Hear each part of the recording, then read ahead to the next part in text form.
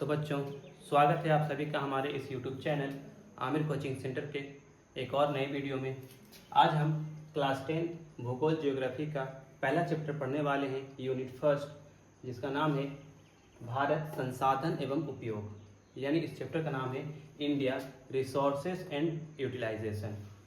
इस चैप्टर में हम पढ़ने वाले हैं पहला, संसाधन क्या होता है, उसके बाद संसाधनों का वर्गीकरण कैसे किया जाता है, तीसरा संसाधन नियोजन यानी कि रिसोर्सेज प्लानिंग, उसके बाद आखिर में हम देखेंगे सतत विकास यानी कि सस्टेनेबल डेवलपमेंट। तो इस चैप्टर में सबसे फर्स्ट में हम पढ़ने वाले हैं संसाधन क्या होता है। ठीक है, संसाधन क्या होता है, तो आइए शुरू करते हैं। तो बच्चों, सबसे पहले हम समझते हैं संसाधन क्या होता है यानी कि रिसोर्सेज किसे कहते हैं। तो अगर हम देखें तो हमारे आसपास की वो सभी चीज़ें जिसका हम इस्तेमाल करते हैं, जिसका हम प्रयोग करते हैं, ठीक है, वो सभी चीज़ें क्या कहलाती है, संसाधन कहलाती है। ठीक है, यानी कि वैसी चीज़ें जिसका प्रयोग हम अपने डेली लाइफ में करते हैं उसे क्या कहते हैं, संसाधन। तो इसमें हम लिखेंगे वे सारी चीज़ें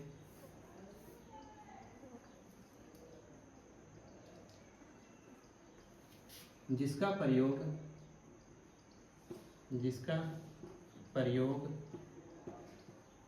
हम डेली लाइफ यानी कि दैनिक जीवन में करते हैं।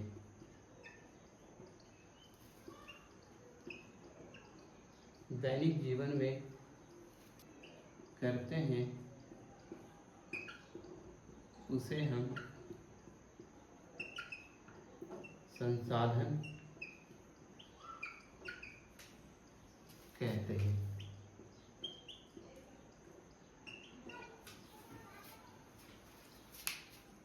तो क्या चाहिए, संसाधन रिसोर्सेज, वे सारी चीजें जिसका प्रयोग हम दैनिक जीवन में करते हैं उसे संसाधन कहते हैं। ठीक है, कहने का मतलब है हमारे आसपास मौजूद सभी चीजें, हमारे पर्यावरण में मौजूद सभी चीज जिसका प्रयोग हम अपने डेली लाइफ में करते हैं वो सभी चीजें क्या है, संसाधन है। ठीक है, एक भूगोलवेत्ता है जिनका नाम क्या है, जिमरमैन। जिमरमैन कहते हैं कि संसाधन होते नहीं बल्कि बनते हैं, है ना। एक भूगोलवेत्ता जिमरमैन है जिनका कहना है संसाधन होते नहीं बल्कि बनते हैं, यानी कि जब तक हम किसी वस्तु का इस्तेमाल नहीं करेंगे तब तक वो संसाधन नहीं कहलाएगा। संसाधन होते नहीं बनते हैं, यानी कि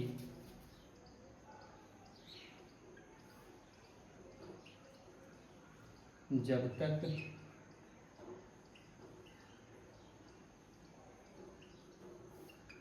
किसी वस्तु का इस्तेमाल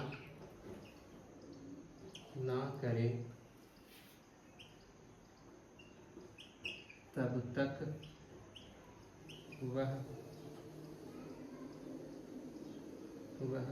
संसाधन नहीं होगा। ठीक है, तो उतार लो इसे नोट्स वाइज यहाँ से लेके यहाँ तक। तो दोस्तों, आई थिंक यहाँ तक हो चुका होगा, अब इसे मिटाते हैं।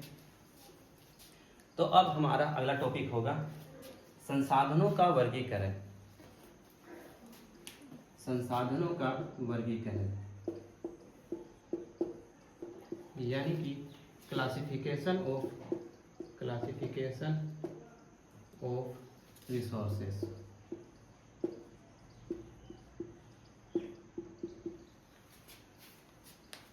तो देखते हैं संसाधनों का वर्गीकरण। इसमें अलग अलग वैज्ञानिकों ने अलग अलग आधार पर इनका बंटवारा किया है। ठीक है, तो सबसे पहले देखते हैं हम उत्पत्ति के आधार पर संसाधनों का वर्गीकरण, या इससे पहले हम लिख लें संसाधनों का वर्गीकरण। संसाधनों का वर्गीकरण अलग अलग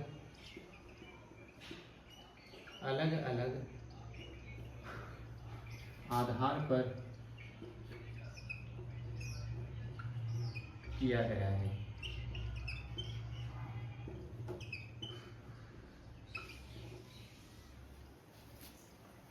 संसाधनों का वर्गीकरण यानी क्लासिफिकेशन ऑफ रिसोर्सेस, संसाधनों का अलग अलग वर्गीकरण किया गया है, ठीक है, अलग अलग आधार पे।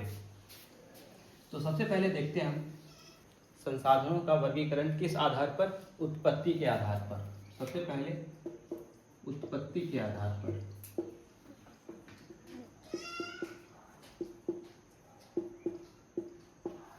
आधार पर, on the basis of origin. उत्पत्ति के आधार पर संसाधन दो भागों में बांटा गया है। पहला है जैव संसाधन। पहला क्या है? जैव संसाधन, जिसे इंग्लिश में हम कहते हैं बायोटिक रिसोर्सेज।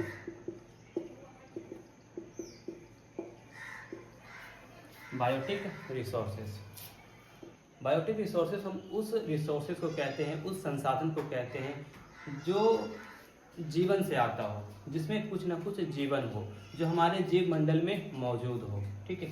यानी कि वो संसाधन जो हमारे जीव मंडल में मौजूद हो और जिनमें कुछ ना कुछ जीवन हो, उसे क्या कहते हैं हम? जैव संसाधन यानी कि बायोटिक रिसोर्स। तो लिखेंगे वे संसाधन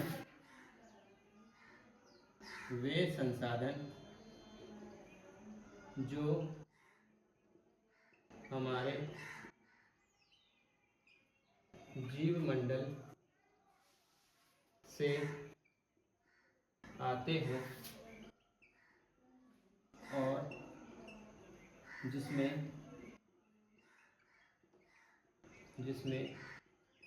जीवन हो, उसे जैव संसाधन कहते हैं।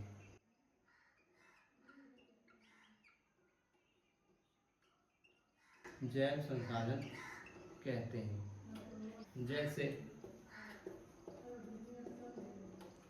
मनुष्य, वनस्पति,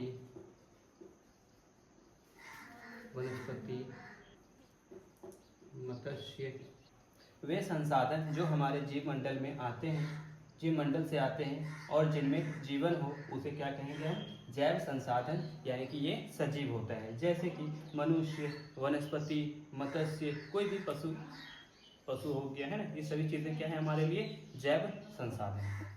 तो उत्पत्ति के आधार पर संसाधन दो तरह का है, ठीक है। पहला जैव संसाधन, ठीक है। दूसरा देखेंगे हम अजैव संसाधन, यानी कि अबायोटिक रिसोर्स। तो इसको मिटाते हैं, लिखते हैं अजैव संसाधन। अबायोटिक रिसोर्स में हम देखेंगे क्या होता है? वे संसाधन जो निर्जीव वस्तुओं से बना हो, जिसमें जान ना हो, उसे क्या कहेंगे हम? अजैव संसाधन, ठीक है। वे संसाधन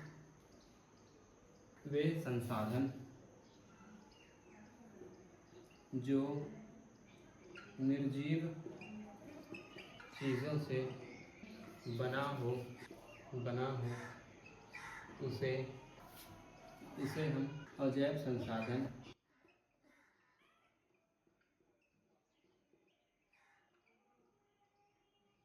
कहते हैं। जैसे मिट्टी, पर्वत, खनिज आदि।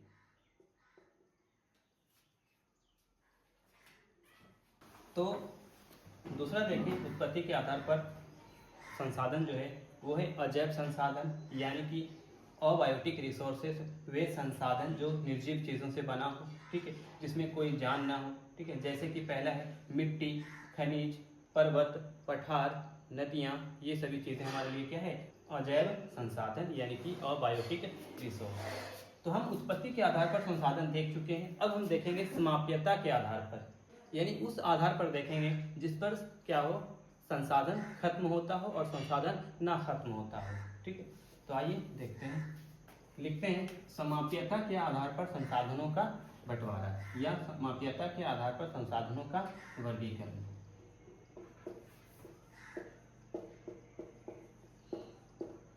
समाप्यता के आधार पर क्या चाहिए? संसाधनों का वर्गीकरण। ऑन द बेसिस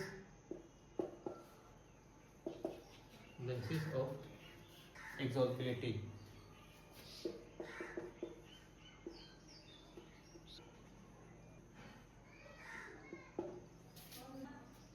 समाप्यता के आधार पर संसाधनों का वर्गीकरण on the basis of exhaustibility देखते हैं। तो यहाँ पर भी संसाधन दो तरह का होता है, ठीक है।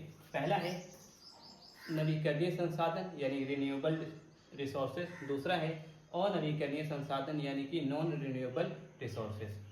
पहला देखें हम, ये नवीकरणीय संसाधन। नवीकरणीय संसाधन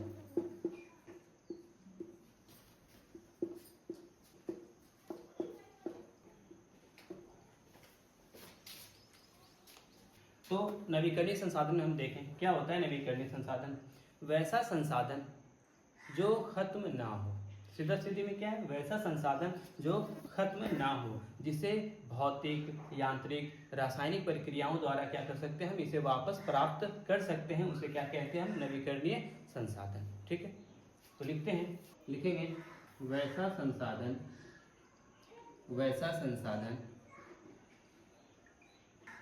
जिसे भौतिक, रासायनिक एवं यांत्रिक प्रक्रियाओं द्वारा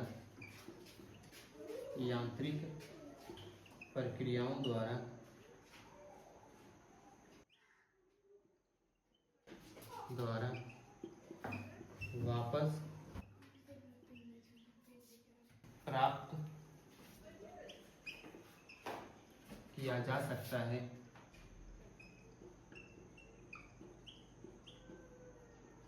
सकता है। उसे नवीकरणीय संसाधन कहते हैं।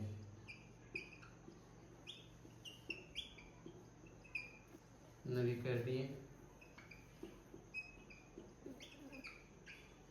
संसाधन कहते हैं।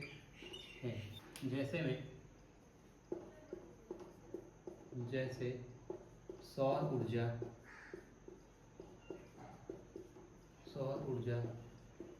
पवन ऊर्जा, जल ऊर्जा, ठीक है। तो नवीकरणीय संसाधन क्या होता है? वैसा संसाधन, है ना, वैसा संसाधन जिसे भौतिक या रासायनिक या यांत्रिक प्रक्रियाओं द्वारा वापस प्राप्त किया जा सकता है, उसे क्या बोलेंगे हम? नवीकरणीय संसाधन। ये खत्म नहीं होता है, इसे दोबारा हम रिन्यू कर सकते हैं, ठीक। तो ये लिख लो, इसके बाद फिर हम अगला टॉपिक देखेंगे यानी कि अनवीकरणीय संसाधन। इसके बाद दूसरा देखते हैं हम समाप्यता के आधार पर संसाधन, तो वो है अनवीकरणीय संसाधन यानी कि नॉन रिन्यूएबल रिसोर्सेज, ठीक है। तो मिटाते हैं इसे। दूसरा है अनवीकरणीय संसाधन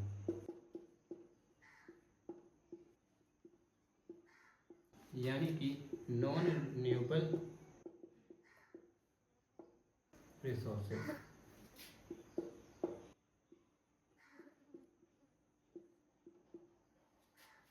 डालें हेडलाइन, लिखेंगे इसमें वैसा संसाधन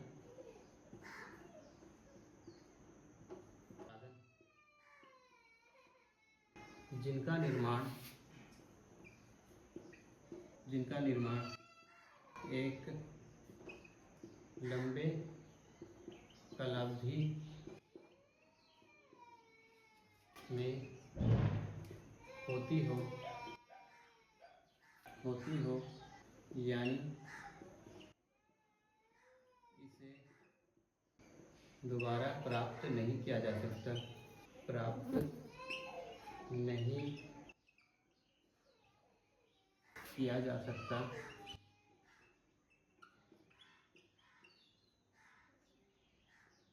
उसे अनवीकरणीय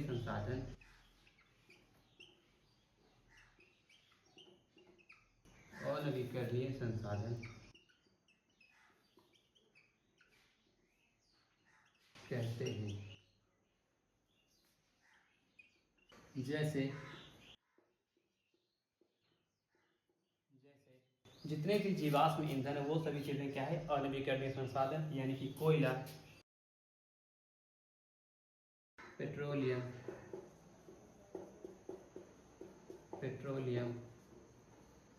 डीजल आदि। गैस भी इसमें क्या है, अनवीकरणीय संसाधन। ठीक है, तो इसको लिखो। तो पहला हम देखे थे संसाधनों का वर्गीकरण जो कि उत्पत्ति के आधार पर था, दूसरा है समाप्यता के आधार पर। अब हम तीसरा देखेंगे जो होगा स्वामित्व के आधार पर संसाधनों का वर्गीकरण, on the basis of ownership. ठीक है, तो आइए देखते हैं। संसाधन क्या है, समझ में आ रहा है क्या चीज? जिस भी चीज़ का प्रयोग हम करते हैं वो क्या है हमारे लिए, संसाधन। जैसे हम मार्कर का इस्तेमाल कर रहे हैं, बोर्ड का इस्तेमाल कर रहे हैं, ये सभी चीज़ें हमारे लिए क्या है, संसाधन। ठीक है, जिस भी चीज़ का हम प्रयोग करते हैं, पानी पीते हैं, पानी भी हमारे लिए संसाधन, कपड़ा पहनते हैं, कपड़ा भी हमारे लिए संसाधन। ठीक है, हर चीज़ संसाधन है जिसका हम प्रयोग अपने डेली लाइफ में करते हैं। ठीक है, तो अब हम देखते हैं क्या, किसके आधार पर, स्वामित्व के आधार पर। स्वामित्व का मतलब होता है मालिकाना हक के आधार पर, है ना, उस संसाधन पर किसका हक है ना, कौन अपना कब्जा जमाए बैठा है, उस आधार पर। तीसरा में देखें स्वामित्व के आधार पर, स्वामित्व के आधार पर, on the basis of ownership.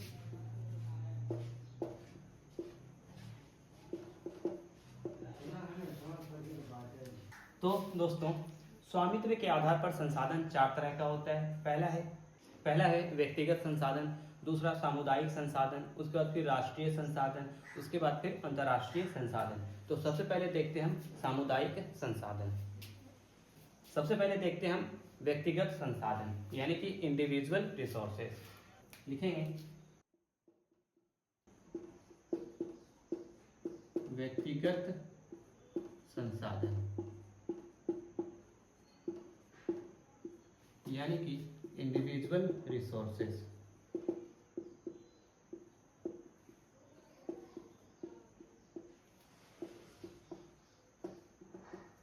Headline डालें। तो इंडिविजुअल रिसोर्सेज क्या होता है, वैसा संसाधन जिस पर किसी एक व्यक्ति का मालिकाना हक हो, जो किसी का निजी हो, अपना हो, जिसे कोई अपना कह सके, उसी को हम क्या कहते हैं, व्यक्तिगत संसाधन। ठीक है, जैसे घर हो चुका है ना, घर है, उसके बाद फिर गाड़ी है ना, किसी का अपना फोन है, ये सभी चीजें हमारे लिए क्या है, तो व्यक्तिगत संसाधन। चलो लिखेंगे इसमें हम वैसा संसाधन, वैसा संसाधन जिस पर किसी निजी व्यक्ति का स्वामित्व हो, उसे व्यक्तिगत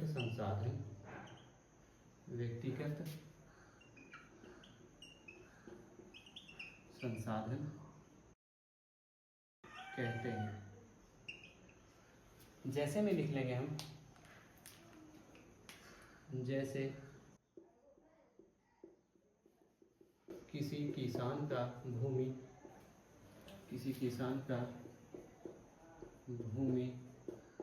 उसके बाद फिर किसी का भी घर, कार, फोन, ये सभी चीजें हमारे लिए क्या है, तो व्यक्तिगत संसाधन। ठीक है, तो स्वामित्व के आधार पर, on the basis of ownership के आधार पर, पहला जो संसाधन है वो है व्यक्तिगत संसाधन, यानी कि इंडिविजुअल रिसोर्सेज। वैसा संसाधन जिस पर किसी निजी व्यक्ति का स्वामित्व हो, उसे क्या बोलेंगे हम, व्यक्तिगत संसाधन। जैसे किसी भी व्यक्ति का घर हो, है ना, किसी किसान का घर हो, जमीन हो, है मतलब जमीन हो, उसका फिर कार हो, गाड़ी वगैरह, फोन हो, ये सभी चीजें हमारे लिए क्या है, तो व्यक्तिगत संसाधन। ठीक है, दूसरा देखें हम सामुदायिक संसाधन, इसे मिटाते हैं। दूसरा लिखेंगे सामुदायिक संसाधन,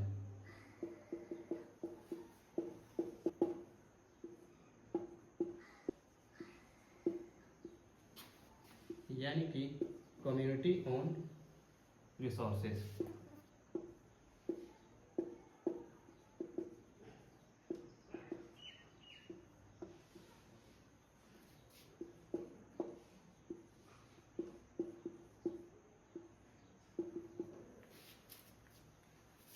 ठीक है, कम्युनिटी ऑन रिसोर्सेज। इसमें लिखेंगे वैसा संसाधन जो समुदाय के सभी सदस्यों के लिए उपलब्ध हो, उसे हम क्या कहेंगे? सामुदायिक संसाधन। लिखेंगे वैसा संसाधन जो समुदाय के सभी सदस्यों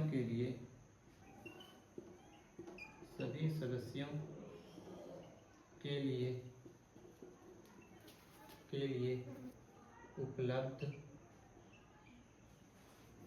हो, उसे सामुदायिक संसाधन कहते हैं। जैसे में देखें, सामुदायिक पार्क हो गया, है ना, पार्क हो गया, शमशान घाट हो गया, है ना, शमशान घाट, तालाब, है ना, उसके बाद फिर मस्जिद हो गया, मंदिर हो गया आदि। तो सामुदायिक संसाधन यानी कि कम्युनिटी ऑन रिसोर्सेज क्या होता है? वैसा संसाधन जो समुदाय के सभी सदस्यों के लिए उपलब्ध हो, उसे क्या कहेंगे हम? सामुदायिक संसाधन। जैसे में कोई भी पार्क हो चुका है ना, पार्क है, सामुदायिक पार्क, शमशान घाट हो, है ना, तालाब हो, है ना, उसका फिर नदी हो, नहर हो, ये सभी चीजें, मस्जिद हो, मंदिर हो, ये सभी चीजें हमारे लिए क्या है? सामुदायिक संसाधन। ठीक है, तो इसे लिख लो। स्वामित्व के आधार पर, on the basis of ownership के आधार पर हम देखें तो तीसरा संसाधन जो है वो है राष्ट्रीय संसाधन। अच्छा, राष्ट्रीय संसाधन क्या होता है? तो वैसा संसाधन जो किसी भी देश के अंदर, किसी भी देश के सीमा के अंदर पाए जाने वाली सभी चीजें, सभी संसाधन क्या कहलाती है? राष्ट्रीय संसाधन कहलाती है। यानी अब तक हम जितने भी संसाधन देख चुके हैं वो किसी न किसी देश के अंदर पाया जाता हो, तो वो सभी चीजें हमारे लिए क्या कहलाएगी? राष्ट्रीय संसाधन। ठीक है, तो किसी भी देश के अंदर पाए जाने वाली सभी चीजें, सभी संसाधन राष्ट्रीय संसाधन कहलाती है। लिखेंगे तो स्वामित्व के आधार पर, on the basis of ownership के आधार पर संसाधन का तीसरा पार्ट है ना, क्या है? राष्ट्रीय संसाधन। राष्ट्रीय संसाधन यानी कि नेशनल रिसोर्स।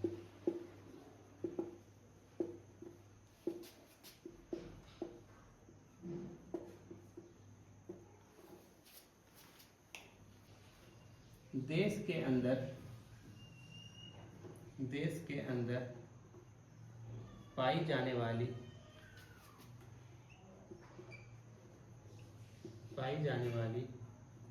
सभी संसाधन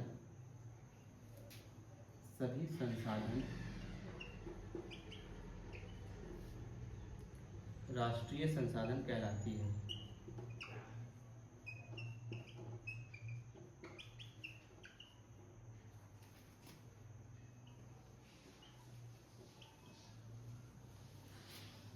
राष्ट्रीय संसाधन कहलाती है। जैसे में लिखेंगे रेल, सड़क, खनिज। इसी में लिख लेंगे तट रेखा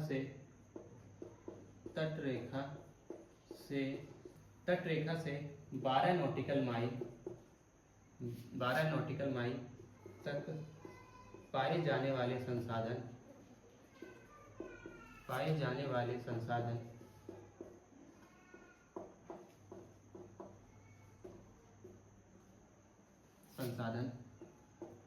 राष्ट्रीय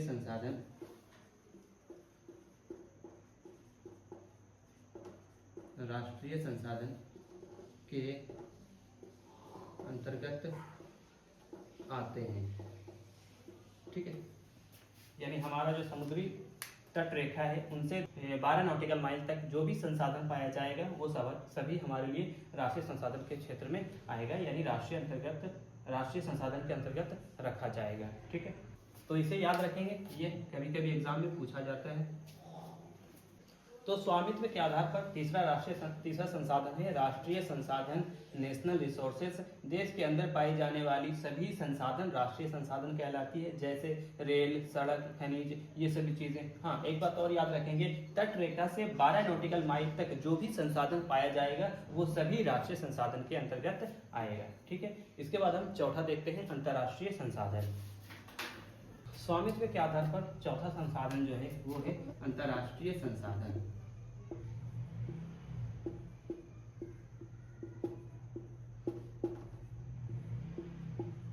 अंतर्राष्ट्रीय संसाधन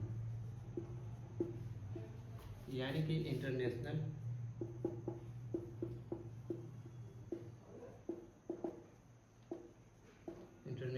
रिसोर्सेस।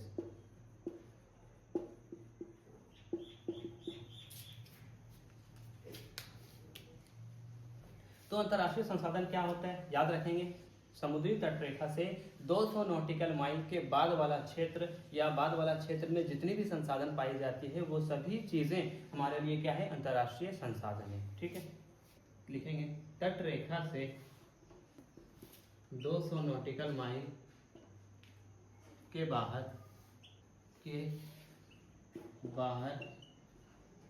पाई जाने वाली सभी चीजें या सभी संसाधन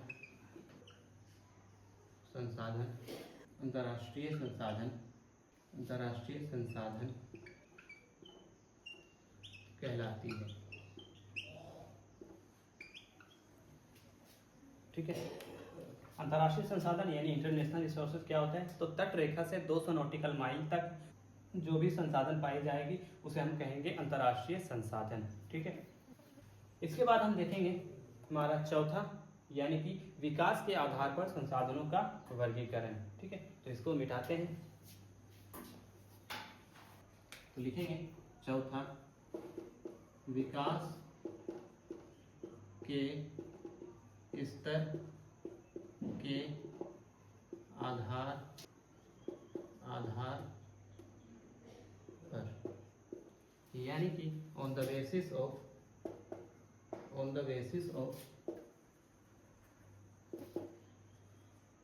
स्टेटस ऑफ डेवलपमेंट।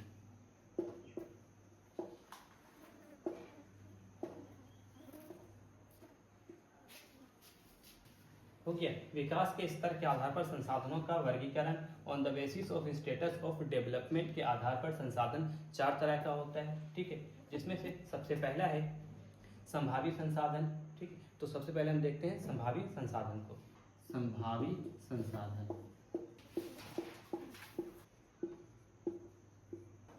पोटेंशियल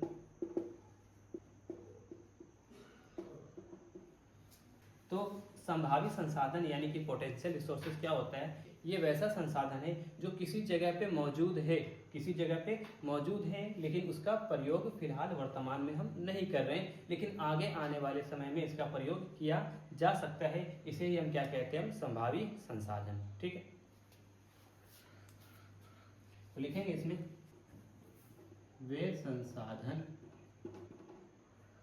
जो किसी क्षेत्र में मौजूद है लेकिन वर्तमान में इसका इस्तेमाल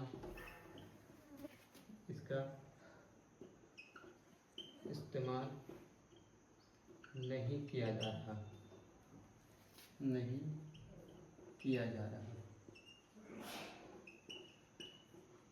इसे क्या कहेंगे हम, संभावी संसाधन यानी कि पोटेंशियल रिसोर्सेज। जैसे में गुजरात और राजस्थान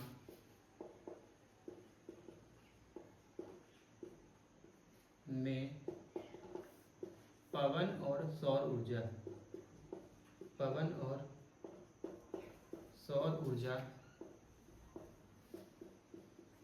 की अपार संभावनाएं।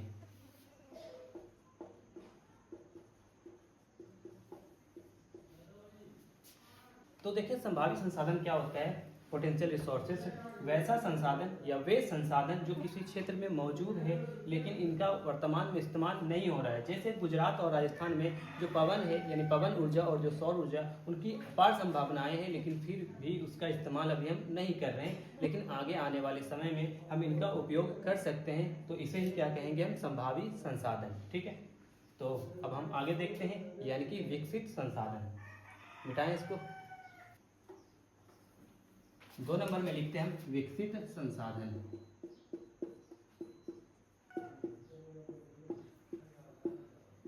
यानी कि डेवलप्ड रिसोर्सेज।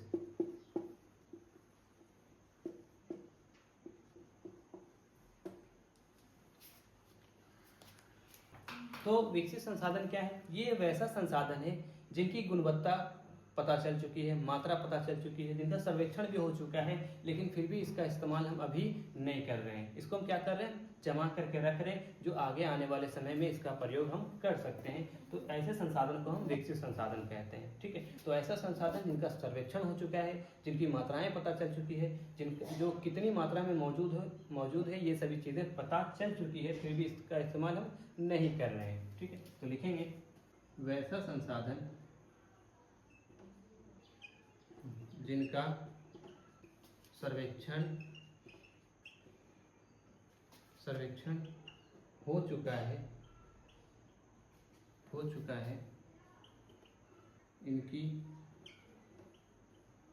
इनकी गुणवत्ता एवं मात्रा भी पता चल चुकी है,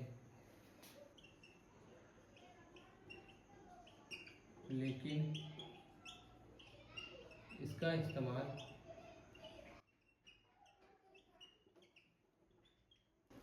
वर्तमान में नहीं है।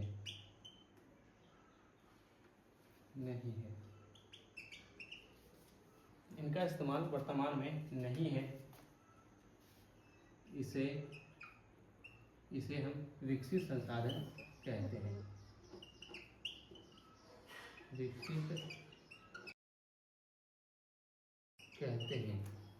ठीक है, अब तीसरा देखते हैं भंडार संसाधन। ठीक है, तो मिटाएं इसको, तीसरा लिखेंगे भंडार संसाधन।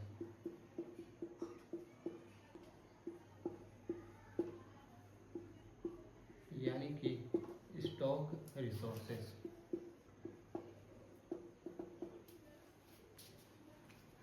अच्छा, स्टॉक रिसोर्सेस यानी कि भंडार संसाधन क्या होता है? ये वो संसाधन है जो मानव की जरूरतों को पूरा करने के लिए पूरा है, लेकिन अभी तक वो हमारे पास टेक्नोलॉजी नहीं है जिनका प्रयोग करके हम इनका उपयोग कर सकते हैं। तो यही हमारे लिए क्या है, भंडार रिसोर्सेस यानी कि भंडार संसाधन। ठीक है, लिखेंगे वे संसाधन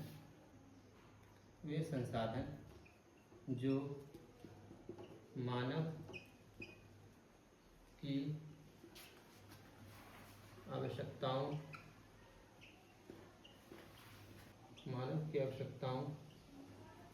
को पूरा कर सकती है, लेकिन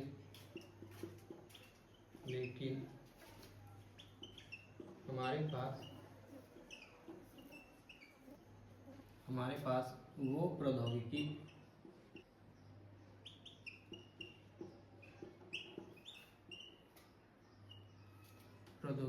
उपलब्ध नहीं है जिनसे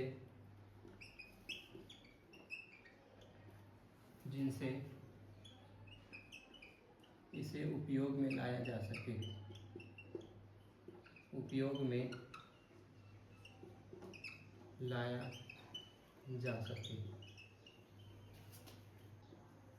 जैसे जल जल हाइड्रोजन और ऑक्सीजन, हाइड्रोजन और ऑक्सीजन का यौगिक है, यौगिक है। ठीक है, इसमें यह ऊर्जा का सबसे बढ़िया स्रोत है, लेकिन हमारे पास वो टेक्नोलॉजी, वो तकनीक, वो प्रौद्योगिकी उपलब्ध नहीं है जिसका प्रयोग करके हम जल्द से हाइड्रोजन और ऑक्सीजन को अलग कर सकें। ठीक है, तो ये हमारे लिए क्या है, भंडार संसाधन है। फिलहाल इसका इस्तेमाल अभी नहीं हो रहा है, लेकिन आगे आने वाले समय में हम इसका प्रयोग कर सकते हैं। तो इसे हम क्या कहेंगे, भंडार संसाधन। ठीक है, तो इसके बाद हम देखते हैं संचित संसाधन। 4 नंबर में लिखेंगे संचित कोश संसाधन, संचित कोश संसाधन, यानी कि रिजर्व्ड रिसोर्सेज।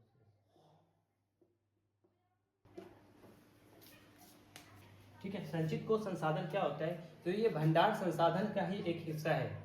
ये वो संसाधन है जिसके उपयोग के लिए हमारे पास तकनीक मौजूद है, लेकिन फिर भी इसका इस्तेमाल हम नहीं कर रहे हैं। इसे हम फ्यूचर भविष्य के लिए संभाल कर रख रहे हैं। ठीक है, तो इसे क्या कहेंगे हम, संचित कोश संसाधन। याद रखें, ये हमारे लिए भंडार संसाधन का ही एक हिस्सा है। तो लिखेंगे ये भंडार संसाधन ही हिस्सा है। इसके प्रयोग के लिए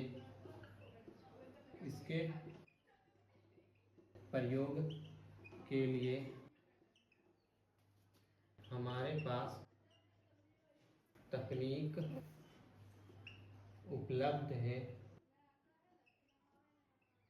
उपलब्ध है, लेकिन इसे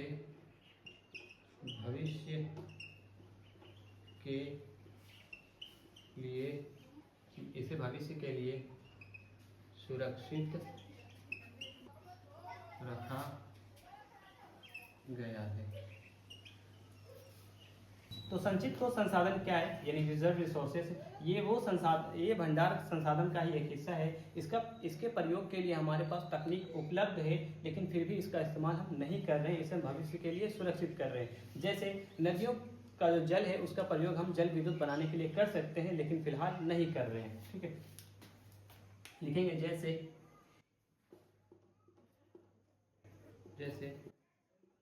नदियों के जल का प्रयोग विद्युत बनाने में।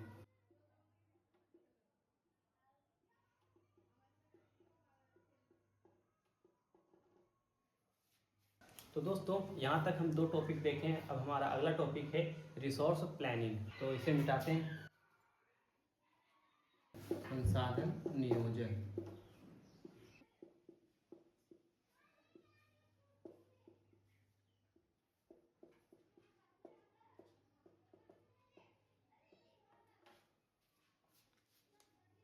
तो संसाधन नियोजन क्या है, संसाधन का विवेकपूर्ण इस्तेमाल करना क्या कहलाता है, संसाधन नियोजन कहलाता है। ठीक है, जैसे हमारा भारत जो है एक बड़ा ही समृद्ध देश है ना। हमारा भारत क्या है, एक समृद्ध देश है, जहाँ पर हमें संसाधनों में विविधता देखने को मिलती है। एक जगह संसाधन है तो दूसरी जगह संसाधन नहीं है। ठीक है, तो इसलिए हमारे लिए क्या हो जाता है, संसाधन नियोजन करना बहुत ही जरूरी हो जाता है। ठीक, तो देखते हैं संसाधन नियोजन क्या होता है, लिखेंगे इसमें।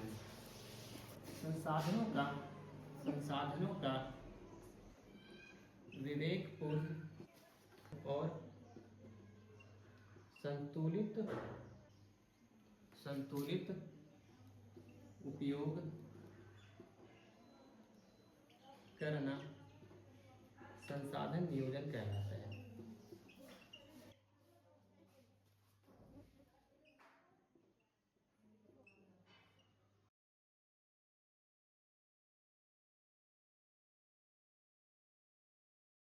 ठीक है, तो क्या है, संसाधनों का विवेकपूर्ण और संतुलित उपयोग करना ही क्या कहलाता है, संसाधन नियोजन कहलाता है। ठीक है, तो संसाधन नियोजन की जरूरत क्यों है?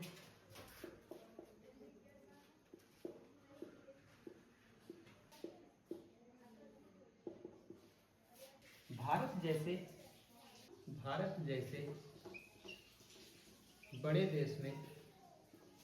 बड़े देश में संसाधनों की विविधता देखने को मिलती है।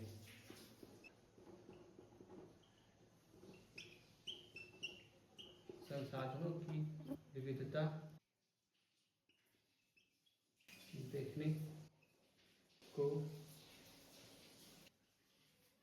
देखने को मिलती है, जिसे पूरा करने के लिए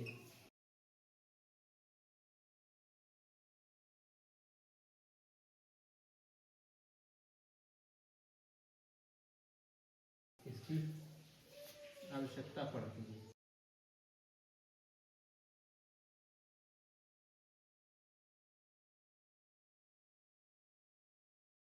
ठीक है, तो इसे लिख लें, मिटाएं इसे। इसके बाद हम देखते हैं संसाधन नियोजन का चरण क्या होता है, इसे किस तरह स्टेप वाइज किया जाता है। हेडलाइन डालेंगे संसाधन नियोजन के चरण। संसाधन नियोजन के चरण, यानी कि स्टेप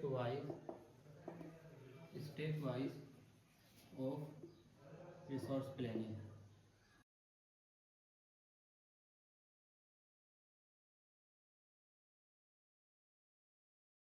संसाधन नियोजन के चरण में हम सबसे पहले देखेंगे देश के विभिन्न क्षेत्रों में संसाधनों का पता लगाना और उसका तालिका बनाना। तो पहले लिखेंगे देश के विभिन्न क्षेत्रों में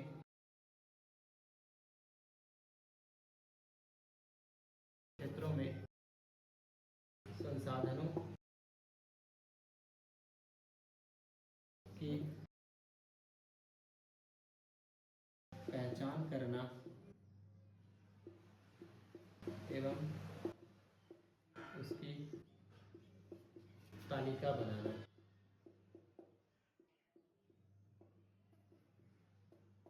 यानी कि सबसे पहले हम ये करेंगे कि कहाँ पर कितना संसाधन है ना, उसको क्या करेंगे, हम एक तालिका में सजाएंगे और सजाने के बाद उसको हम एक लाइन से इस्तेमाल करेंगे। उसे क्या कहेंगे हम, संसाधन नियोजन के चरण। ठीक है, तो सबसे पहले देश के विभिन्न क्षेत्रों में संसाधनों की पहचान करना और उसके बाद उसकी तालिका बनाना। ठीक है, इसके बाद 2 नंबर में लिखेंगे हम उपयुक्त प्रौद्योगिकी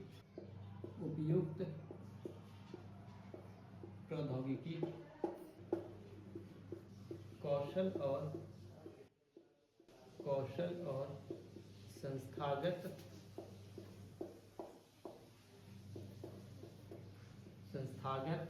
ढांचे का विकास करना।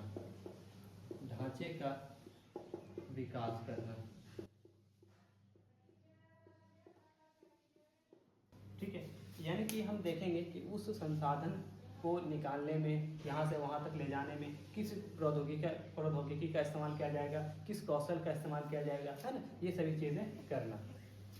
इसके बाद 3 नंबर में देखेंगे हम, तीसरा में देखेंगे संसाधन विकास योजनाओं और राष्ट्रीय विकास योजनाओं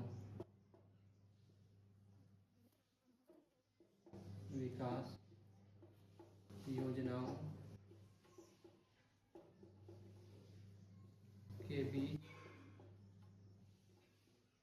तालमेल स्थापित करना।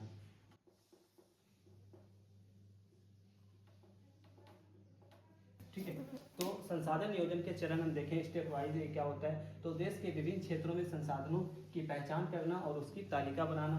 उसके बाद उपयुक्त प्रौद्योगिकी कौशल और संस्थागत ढांचे का विकास करना। तीसरा देखें संसाधन विकास योजनाओं और राष्ट्रीय विकास योजनाओं के बीच क्या करना, तालमेल स्थापित करना। ये हमारा क्या है, संसाधन नियोजन के चरण है। ठीक है, तो इसके बाद हम देखते हैं सतत विकास। उतार लो इसे। देखते हैं इस वीडियो का आखिरी टॉपिक यानी कि सतत विकास, सस्टेनेबल डेवलपमेंट। हेडलाइन डालेंगे सतत विकास।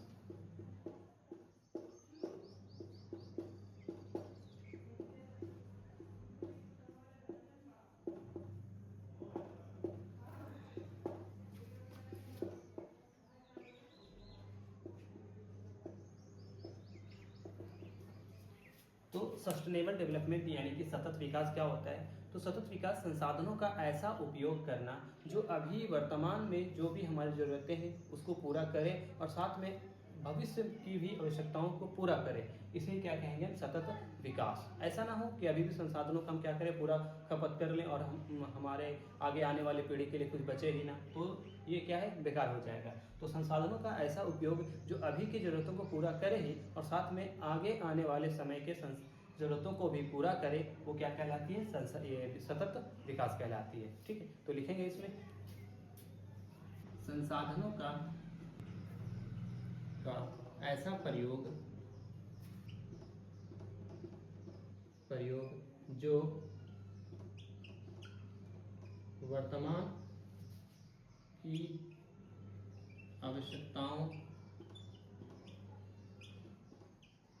की आवश्यकताओं को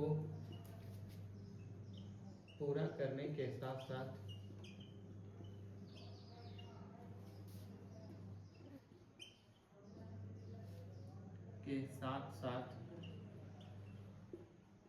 भविष्य की आवश्यकताओं